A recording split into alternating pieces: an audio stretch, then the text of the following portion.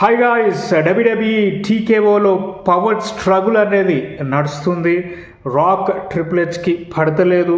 So 18 నెలల్లో triple H కూడా డబ్ల్యూడబ్ల్యూఈకి దూరం అయిపోతాడు. టీకేఓ తీసేస్తుంది, ఎందుకంటే rock director of the board కాబట్టి టీకేఓకి అన్నట్టుగా జొనాథన్ కోచ్మ్యాన్ చెప్పడం అయితే జరిగింది. సో జొనాథన్ కోచ్మ్యాన్ ఎవరు అంటే, మీరు డబ్ల్యూడబ్ల్యూఈ చిన్నప్పటి నుంచి చూస్తే మీకు ఆల్రెడీ జొనాథన్ కోచ్మ్యాన్ ఎవరో తెలుసుంటే, తను కామెంటేటర్, బ్యాక్ స్టేజ్ ఇంటర్వ్యూయర్ కూడా. ఇప్పుడు ESPN అక్కడిక్కడ వర్క్ చేస్తూ ఉంటాడు కోచ్మ్యాన్.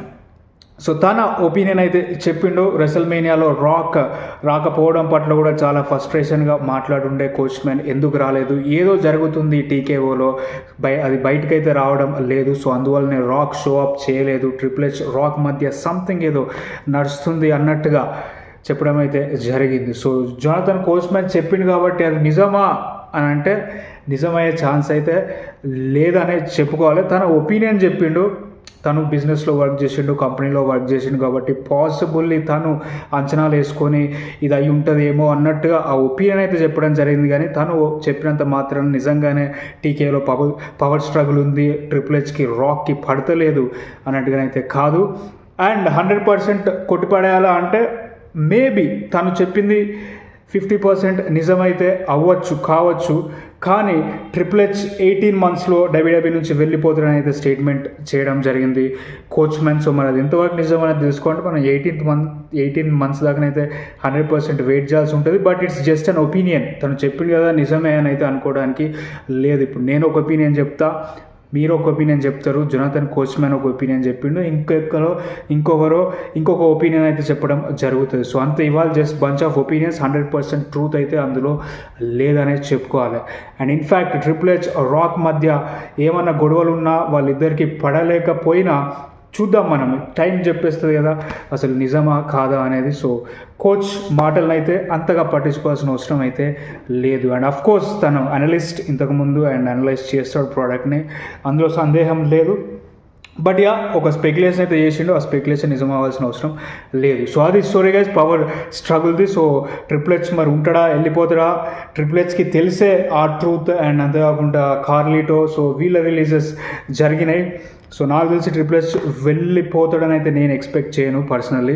సో అది స్టోరీ గైస్. అంతేకాకుండా టీకేఓ $3.07 బిలియన్ డెత్ లోన్ అయితే ఉంది అంటే 3.07 బిలియన్ అప్పులు అయితే ఉన్నాయంటే టీకేఓ. మరి ఇన్ని అప్పులు పెట్టుకొని డబ్ల్యూడబ్ల్యూఈని ఎందుకు ఉన్నది నాకు ఇప్పటికీ అర్థమవుతలేదు. సో అప్పులను తీర్చడానికి టికెట్ ప్రైసెస్ పెంచుతారు, డబ్ల్యూడబ్ల్యూఈ టాలెంట్ని కట్ చేస్తారు, ఎలాగ మనీ సేవ్ చేయాలంటే అలాగ చేయడం జరుగుతుంది అన్న రూమర్స్ అయితే వస్తున్నాయి. అండ్ లేటెస్ట్గా రోమన్ రైన్స్ కాంట్రాక్ట్ రీనెగోషియేషన్ చేసే అవకాశాలు కూడా ఉన్నట్టుగా తెలుస్తుంది. So Roman Reigns present $15 million contract అయితే సర్క్యులేట్ అవుతుంది. సో మరి 15 మిలియనా, 14 మిలియనా, 12 మిలియనా అది రోమన్ రైన్స్కి డబ్ల్యూడబ్ల్యూఈ వాళ్ళకి తెలుస్తుంది.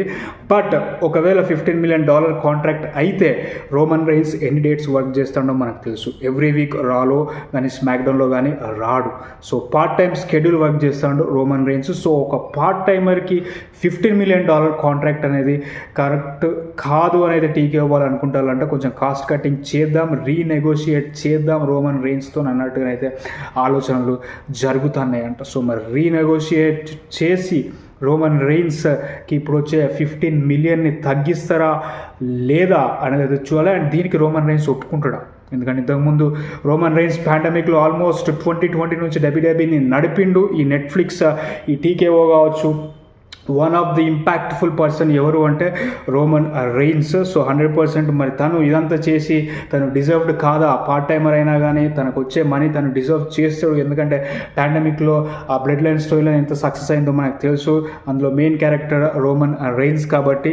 లేకపోతే రీనెగోషియేషన్ చేసి రోమన్ రైన్స్ కొంచెం వెనక్కి తగ్గుతాడా లేదా అనేది అయితే చూడాలి. బట్ రియల్లీ ఇంట్రెస్టింగ్ థింగ్, మరి టీకేఓ రోమన్ రైన్స్ కాంట్రాక్ట్ ఎలాగ వెళ్తుంది రీనెగోషియేట్ చేస్తే, అసలు ఏం డిస్కస్ చేస్తారు. అండ్ నెక్స్ట్ రాన్ మనకి ఇంకా ఎలాంటి సర్ప్రైజెస్ రాబోతున్నాయి టీకేఓ నుంచి అని తెలుసుకుందాం. అండ్ అంతేకాకుండా రెసల్ మెయిన్ న్యూ ఆర్లిన్స్లో క్యాన్సిల్ అయింది కాబట్టి మళ్ళీ లాస్ వేగస్ అదే ఎలిజెన్స్ స్టేడియంలో పెడదామని అయితే ప్లాన్ చేస్తారు అంటే. అంతేకాకుండా డబ్ల్యూడబ్ల్యూఈ ఫ్యాన్స్ నుంచి వచ్చే బ్యాక్లాష్ కూడా సో చాలామందికి నచ్చదు. లాస్ట్ ఇయర్ జరిగింది, మళ్ళీ నెక్స్ట్ ఇయర్ కూడా అందులో పెట్టడం ఏంది అని. సో అది కూడా కన్సిడర్ చేస్తారు అని అంటారు. కానీ ఇయర్ లాస్ వేగస్లో రెసల్మేనియా సూపర్ సక్సెస్ అయింది. మెయిన్ ఈవెంట్ కొందరికి నచ్చినా నచ్చకపోయినా మార్కెటింగ్ వైజ్ కానీ బిజినెస్ వైజ్ కానీ ప్రాఫిట్ వైజ్ కానీ మనీ వైజ్ కానీ 100% సక్సెస్ అయింది రెసల్మేనియా 41. సో ఇదే రిప్లికేట్ చేద్దాం నెక్స్ట్ ఇయర్ అని అయితే చూస్తారు అంట. సో మరి ఇదే రిప్లికేట్ చేస్తారా, అదే ఎలిజియన్ స్టేడియంలో పెడతారా?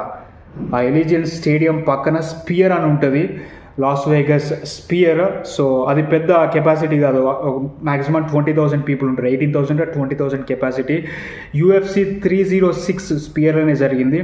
ఫెంటాస్టిక్ డిస్ప్లే ఉంటుంది, విజువల్ ట్రీట్ అని చెప్పుకోవచ్చు స్పియర్లో కనుక రెసల్మేనియా పెడితే. కానీ స్పియర్లో పెట్టరు. ఎందుకు పెట్టారంటే హై కాస్ట్ వస్తుంది. స్పియర్ని నడపాలన్నా స్పియర్లో ఒక షో చేయాలన్నా అంత మామూలు విషయం అయితే కాదు, $1 million చెల్లించాల్సి ఉంటుంది. UFC ప్రెసిడెంట్ డానా వైట్ 306 స్పియర్లో నడిపినప్పుడే చెప్పడం జరిగింది. తను ఇప్పుడు ఎగ్జాక్ట్గా నాకు ఆ నెంబర్ గుర్తొస్తలేదు, బట్ తను $1 million స్పెండ్ చేసిండు స్పియర్ పైన. సో తనకు పెద్దగా షో అయితే సక్సెస్ అయింది, 100% చాలా బాగా ఉంది. అండ్ ప్రజెంటేషన్ కావచ్చు, మెక్సికన్ MMA స్టైల్ నుంచి సో చాలా బాగా వెళ్ళింది UFC 306 అనేది. But revenue wise and profit wise అంతగా జనరేట్ అయితే చేయలేకపోయింది, ఎందుకంటే వాళ్ళు పెట్టాల్సిన ఖర్చే చాలా ఎక్కువగా ఉంటుంది స్పియర్ని బుక్ చేయాలి అంటే. సో మరి ఇప్పుడు ఉన్న TKO ఆల్రెడీ టికెట్ ప్రైస్లు పెంచడం కావచ్చు, టాలెంట్ని కట్ చేస్తుంది. మరి వాళ్ళు స్పియర్లో చేస్తారా అంటే 100% చేయరనే చెప్పుకోవాలి ఇప్పుడున్న సిచ్యువేషన్స్ చూస్తే. బట్ ఐ హోప్ ఫ్యూచర్లో చేస్తారని, ఎందుకంటే సూపర్ ఆ ఎక్స్పీరియన్స్, అది once in a life time experience. మీరు UFC 306 చూసిలా లేదా ఎంతమంది నాకు తెలియదు, ఒకసారి యూట్యూబ్లో అన్న కొట్టండి, మీకు తెలుస్తుంది లాస్ వేగస్ స్పియర్ ఎలాగా ఉంటుంది అనేది. అండ్ నెక్స్ట్ క్యారియన్ క్రాస్ కాంట్రాక్ట్ ఇంకొన్ని నెలల్లోనైతే అయిపోతుందంట, కానీ WWE అయితే రీచ్ అవుట్ చేయలేదు అంట క్యారియన్ క్రాస్కి.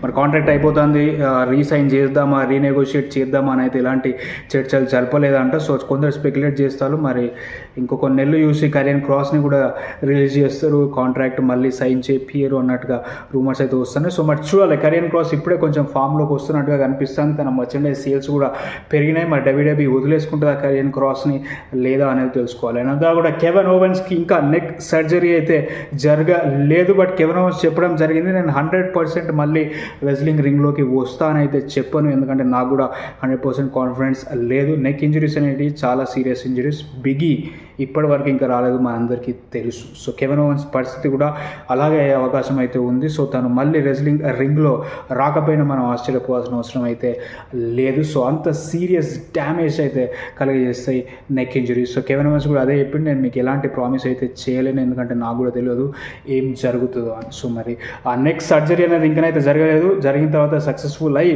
కోలుకొని రింగ్లోకి రావాలని అయితే మనం ఆశిద్దాం. బట్ ఒకవేళ కెవెన్ ఓవెన్స్ ఇంకా మళ్ళీ రింగ్లోకి రాకపోతే మాత్రం తన కెరియర్ ఒకసారి చూసుకుంటే తను ఆల్మోస్ట్ అచీవ్ చేసిన యూనివర్సల్ ఛాంపియన్ అయ్యిండు. అండ్ అంతేకాకుండా తన ఫేవరెట్ సూపర్ స్టార్ స్టోన్ కోల్డ్తో రెసల్మేనియా మెయిన్ ఈవెంట్లో కంపీట్ చేసిండు. సో ఆ మ్యాచ్ అయిపోయిన తర్వాత కెవెన్ ఓవెన్స్ ఒక ఇంటర్వ్యూలో చెప్తాడు, నేను నా ఫేవరెట్ స్టార్ స్టోన్ కోల్డ్తోని కంపీట్ చేసిన, సో ఇక్కడ నుంచి ఏం జరిగినా నాకు డౌన్ హీలే, అంటే తక్కువనే అనిపిస్తుంది ఏం చేసినా ఏమైనా కానీ, ఎందుకంటే నా డ్రీమ్ ఏదైతే ఉందో నేను అచీవ్ చేసిన స్టోన్ కోల్డ్ని ఫైట్ చేయడం అన్నట్టుగానైతే చెప్పడం జరిగింది. సో తనైతే కంప్లీట్ అండ్ కంటెంట్గానే ఉంటాడు తన కెరియర్ అట్లా కెవెన్ ఓవెన్స్.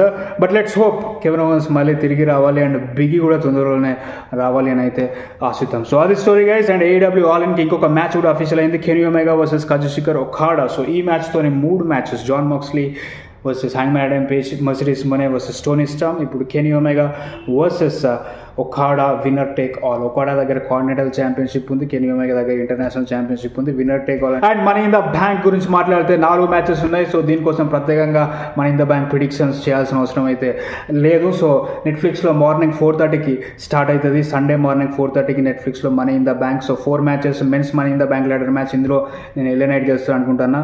చూడాలి మరి ఎవరు గెలుస్తారో, మీరు ఎవరు గెలుస్తారో అనుకుంటారో కింద కమెంట్ చేయండి. And women's money in the bank ladder మ్యాచ్లో నయోమి గెలిచే ఆప్షన్ ఉంది కావచ్చు అని నేను ఎక్స్పెక్ట్ చేస్తాను. లెట్స్ ఎవరు గెలుస్తారు. And tag team match Logan Paul, John Cena versus Cody Rhodes and Jey Uso మ్యాచ్లో Cody and Jey Uso win అవుతారని నాకు అనిపిస్తుంది. మరి మీరేమనుకుంటారో చెప్పండి.